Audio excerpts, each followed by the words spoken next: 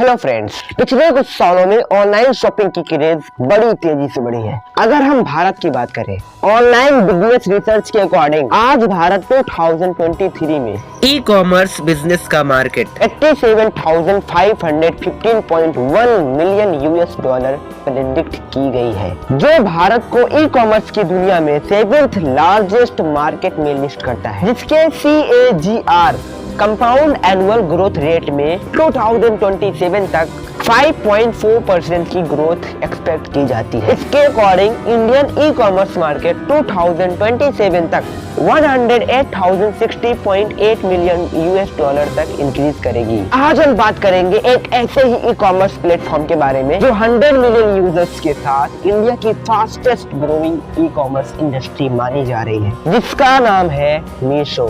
इस e commerce platform पर approx 90 crore order place किए जा रहे हैं पर ईयर, और इसकी ईयर ऑन ईयर ग्रोथ 135% से अधिक है। इसकी वजह से 4 लाख से अधिक रिटेलर्स डिजिटल आ गए हैं, अपने बिजनेस को डिजिटली हैंडल कर रहे हैं। ये दुनिया में सबसे ज्यादा डाउनलोड होने वाली एप्स में से एक है और इंडिया में सबसे ज्यादा डाउनलोड होने वाली। लेकिन इसकी जर्नी इंडिया में इतनी आसान नहीं रही है जितना कि हमें दिखाई पड़ रही है। तो आइए नजर डालते हैं इसकी जर्नी पर। इस ई कॉमर्स प्लेटफॉर्म की शुरुआत ईयर 2015 में विदित आत्राय एंड संजीव अग्रवाल मिलकर करते हैं। विदित एंड संजीव अपनी इंजीनियरिंग IIT दिल्ली से कंप्लीट करते हैं, और फिर क्या, हर लोगों की तरह ये भी अपनी एजुकेशन कंप्लीट करने के बाद एक बड़ी सी कंपनी में बड़ी सी पैकेज के साथ जॉब करने लगे। लेकिन विदित इस नौकरी से बिल्कुल खुश नहीं था।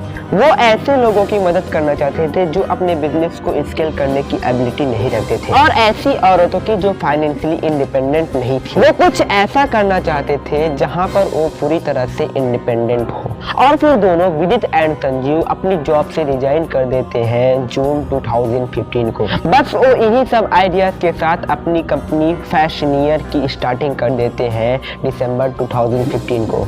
फैशनियर फैशन के प्रोडक्ट इस तरह से बेचता था जिस तरह से स्विगी फूड और ग्रोफर वेजिटेबल्स बेचते थे। तो फिर क्या, हर बिजनेस की स्टार्टिंग की तरह इन्हें भी अपने बिजनेस में बहुत सारी प्रॉब्लम्स फेस करनी पड़ी। शुरुआत में विदित एंड संजीव खुद जाकर डिलीवरी का काम करते थे, जहां पर उन्हें अच्छे रिस्पॉन्स नहीं मिलते थे। इन्होंने सारा एफर्ट लगा दिया था ये पता लगाने के लिए हमसे कहां पर गलतियां हो रही हैं। लेकिन फिर एक बार वो एक ऐसे दुकान पर पहुंचे जहां का शॉपकीपर उन्हें बताने लगा कि मेरे दुकान के सारे प्रोडक्ट्स ऑनलाइन बेचे जाते हैं, लेकिन फिर भी उनके बिजनेस में कोई ग्रोथ नहीं आ रही है क्योंकि सिर्फ ये लोकल में बेचे जाते हैं। फिर क्या, उस दुकानदार से बात करने के बाद इन दोनों को अपनी मिस्टेक पता चल गई।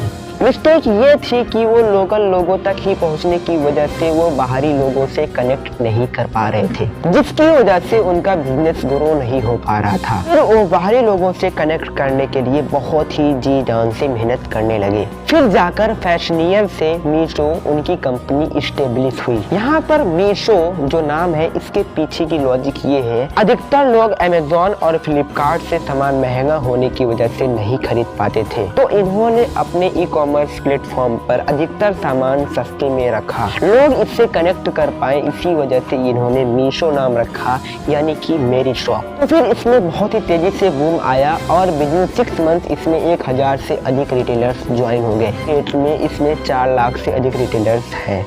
इन्होंने अपने बिजनेस को बढ़ाने के लिए बहुत सारे मॉडल्स अपनाए, जिससे कि ज्यादा से ज्यादा रिटेलर इससे कनेक्ट हो पाए। उनमें से एक मॉडल है 0% कमीशन मॉडल। इस मॉडल के अनुसार वे किसी भी रिटेलर से ना के बराबर कमीशन लेते थे, जिसकी वजह से इनके बिजनेस में 100 गुना ज्यादा बूम आ गई। और फिर क्या, देखते ही देखते इससे लाखों रिटेलर्स कनेक्ट हो गए और ये कंपनी बहुत ही तेजी से ग्रो करने लगी आज तक। ये रही मीशो की केस स्टडी। आपको कैसा लगा? अगर पसंद आया तो वीडियो को लाइक कर देना, सब्सक्राइब कर देना। मिलेंगे फिर ऐसे ही मजेदार केस स्टडी और मजेदार वीडियो के साथ।